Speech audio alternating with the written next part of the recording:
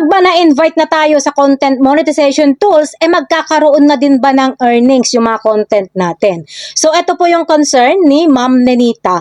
Kapag po monetize na tayo sa content monetization tools, ang ibig lang pong sabihin niyan is eligible ka ng kumita. Pero hindi po ibig sabihin na magkakaroon ka na kaagad ng earnings, kundi magkakaroon lang po tayo ng earnings dito sa content monetization tools, depende po sa performance ng mga content natin. Kung maganda ba yung engagement or kung maganda ba yung interaction. At dapat authentic engagement ito. Dahil kung fake yung mga nag-engage sa inyo, hindi rin po yan babayaran ni Meta.